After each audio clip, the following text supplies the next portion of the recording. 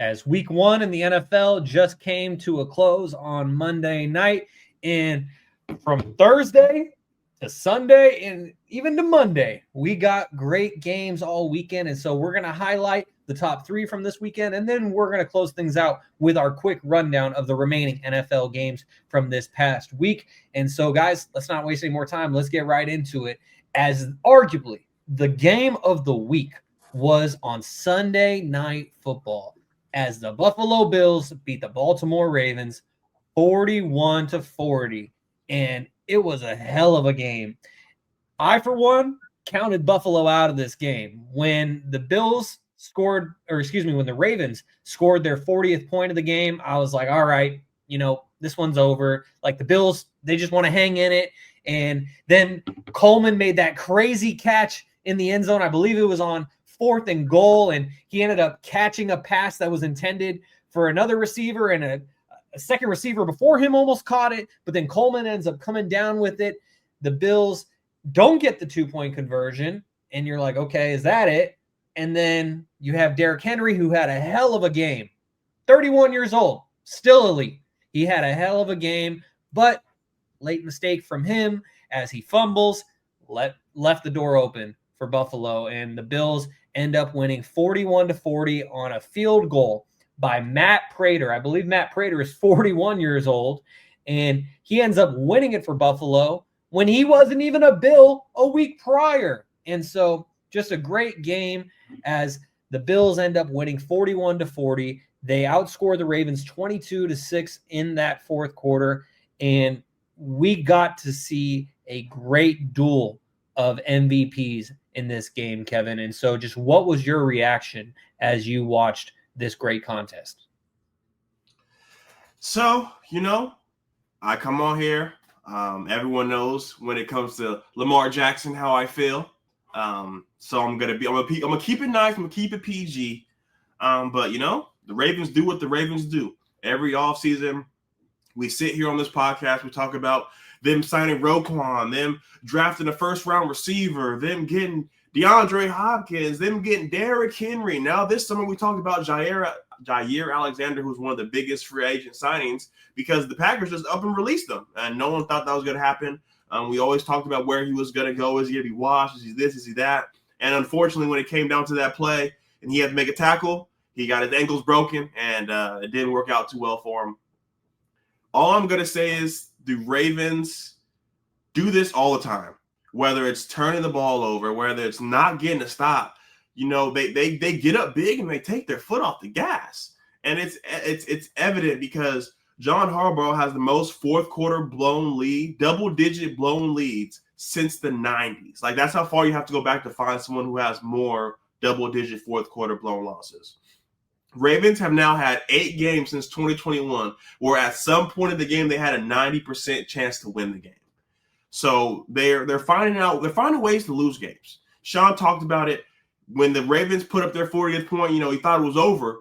When the Bills caught the first kickoff, they took about 45 yards and they drilled down the field. I was like, oh, it's going to be a long night for Lamar. Josh Allen was clicking. Josh Allen was doing Josh Allen things. But for you to have Josh Allen throw for 150 yards, 250 yards in the fourth quarter. Yes, I said that correctly. The fourth quarter. For him to throw for 250 yards in one quarter, the Ravens defense just didn't show up. And when you have Super Bowl aspirations, we always talk about Lamar, and the Ravens have the best team roster from top to bottom in the AFC, but people always want to take them above teams like the Bills, above teams like the Chiefs. And when it comes down to it, they can't get it done. And yes, I'm going to come on here and commend Lamar. He didn't turn the ball over. I am famous for saying how many turnovers he has in a game. He didn't turn the ball over. Derrick Henry unfortunately fumbled the ball, and he said it. I had the best game of my life and the worst game of my life in the same day. But I think it really just comes down to 4th and 3, you punt that ball. As a Niners fan, as an Eagles fan, we're not punting that ball. There's no way. With all that time on the clock, you're not going to punt that ball. I get it. Lamar Jackson had cramps. Call a fucking timeout. You can't take him with you in the locker room. You don't give Josh Allen another chance. They literally created a new rule because he didn't get an opportunity. You don't give that kind of guy, the MVP, the ball at the end. Because when you do, they're going to drain it, they're going to knee it out, and they're going to kick a field goal to win the game, and you're not even going to get a chance to get the ball back. So looking back on it, 2020 vision, would they have tried to go for it? I guarantee it. But like I said, when you have a guy like Lamar Jackson, 4th and 3, Derrick Henry, one of the best O-lines in football, you put your head down and you do it. You know, whether it's a tush push, whether it's a quarterback sneak. We saw different varieties of quarterback sneaks. We even saw some tight end sneaks, you know, in shotgun with some of the games this weekend. You have to figure out what you're going to do to convert this, because you can't give Josh Allen a chance. And you're better off going for it. And even if you don't get it, they get it on your 30, so they're close to scoring. You get the ball back. But just hoping your defense gets a stop when they haven't done that the whole game shows a lack of confidence. I mean, it shows confidence. You want to show that confidence in your team, but you have a really young defense, and it's showing. So the Ravens have a lot to bounce back from. To have a game like this and lose opening night in Buffalo, trying to avenge that loss in the playoffs. I know this hurts for Ravens fans, but the Ravens will do what the Ravens do best, and that's choke. That's a great way to put it, Kevin, because I got to spend Sunday with my girlfriend, Allie, and it was our first Sunday football together. And she asked me before Sunday Night Football began, she was like, who are you picking in this game? And I was like, you know, that's tough. I think I'm going to go with the Bills. And the reason why I went with the Bills is what went through my mind is I thought about that Chiefs game last year and how they should have won that opener against the Chiefs, and they choked down the stretch. And even as they went up by 15 points in the fourth quarter, I thought it was over, but somehow they still found a way to lose this game. And they showed a stat during the game, which I thought was absolutely crazy. The Bills' last win when trailing by 15 plus points in the fourth quarter came in 1967 against the New York Jets. So it's been almost 60 years since the Bills have had a comeback win like that, and it had to come against the Baltimore Ravens, who love to choke. And last week on our NFL season preview here on Stats Over Politics, I believe 3 panelists had the Bills winning the Super Bowl.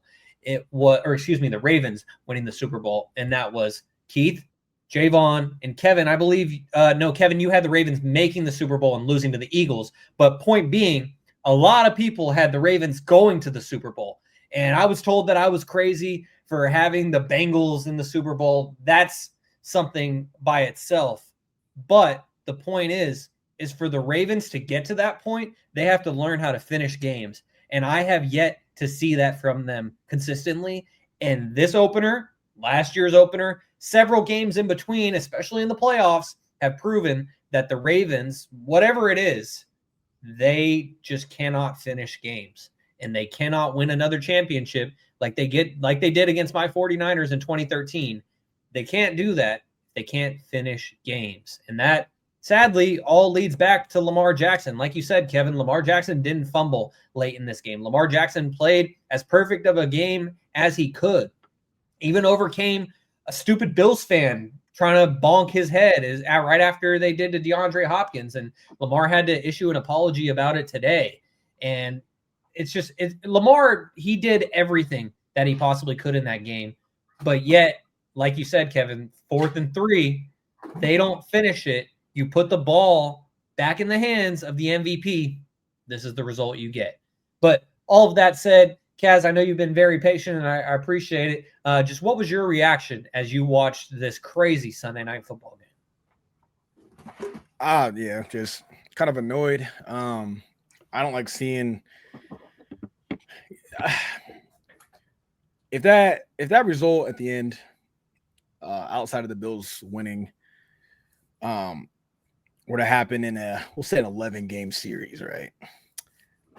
The Ravens win that 9 out of 11 times. So when it's a fluke like that, where it's like, yeah, we can give credit to Josh Allen, it's cool. But like you said, I mean, costly fumble by Derrick Henry. What else was there? Like you said, Lamar, he played phenomenal. Josh, obviously, he played insane. He put up more passing yards than anybody in week 1.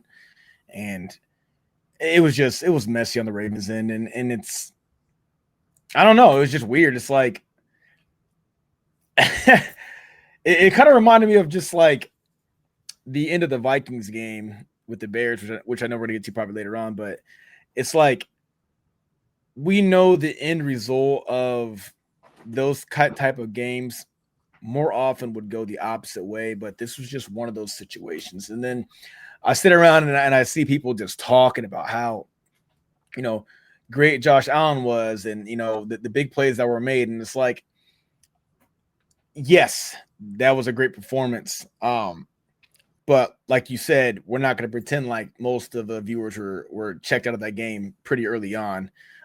Even Josh made a comment himself. He was like, hopefully next time the fans, stick around and, blah, blah, blah. At that point, it's kind of like, all right, well, are we really going to talk about how great the Bills are and how well they performed or how bad the Ravens just did not close out for whatever reason, whether it be a coaching issue, whether it be the fumble, whether it be, some situational play calling when it's during a critical moment. I don't know. But looking at that game, and I think I tweeted it, I go, the Ravens were the better team. I didn't think Keon Coleman played out of his. He looked awesome. That was really cool to see. I'm a big fan of him, and I wish that he had more of a, I don't know, just a role, like a true wide receiver one role. I feel like that, they moved the ball around quite a bit. The Bills did play exceptional when it mattered the most. So, I mean, kudos to them. But, man, like, it just – I ain't gonna lie, man. I lost a little bit of money on that, okay? So, I was just a little salty about how you just piss – I hate losing money when you piss away a win. That's all. So, shout out to the Bills. The Ravens will probably go on a streak here, win probably 5 or 6 straight. I still think the Ravens are the best team in the league right now outside of the Philadelphia Eagles. And, it's a team that I think should and probably will run the AFC. I think they have the best roster in the league right now. Defense, offensively. I mean, what more do they need? What do you need really? They win that game. We're saying the same thing about Lamar that we're saying about Josh Allen right now. It's just one of those toss-ups, and it is what it is. But I will give some credit to the Bills. You still have to go out there and perform, and that's what they did when it mattered the most. They got Prater within field goal range. He was out there looking like I think someone tweeted he's out there looking like he's about to go on a campaign or some shit. I mean, he's just an old guy, and he went out there and did what kickers do. You make the easy field goal. So, yeah, shout out Bills, man. Shout out Bills. No hate, just more so disappointed in the Ravens more than I am hating on the Bills. Yeah, that's completely understandable, and condolences for your lost funds there that the Ravens just bumbled away, quite literally. And for probably 31 out of 32 teams in the NFL, you drive down the field. Once you get into field goal range, it's like, all right, let's just run out the clock, let the kicker come on and kick a chip shot for the win. I said 31 out of 32 teams because the one outlier there is the San Francisco 49ers with their former kicker, Jake Moody. And we will get to that a little bit later in our speedy Week 1 NFL recap. But that's all I could think about while the Bills got into field goal range is it must be nice to have a kicker that you can actually rely on. Even an old man who you just got off the street from Arizona that took a red eye, they could count on him. But as a 49ers fan, there's no way in hell I would have put the game on the line with a chip shot field goal in Jake Moody's hands because we saw in Seattle how he had a chip shot that he clanked off the crossbar. And so must be nice. Congrats to the Bills. Kevin, you had more thoughts on this game? Yeah, man, I didn't want to bring this up, but since we're talking about the Niners, so we talked about Jim Harbaugh having 7 most fourth quarter 10-point lead. You know who is second on that list? Well, yeah, John Harbaugh is at the top of that list, and I'm assuming that Kyle Shanahan is second on the list. It's 6. Yes, he is. Shaun wins. I just wanted to bring that up. Well, I can only blame myself for that because I took a AFC matchup and I found a way to mention the 49ers, and so I take that on the chin right there. I can't even be upset with you for bringing that up.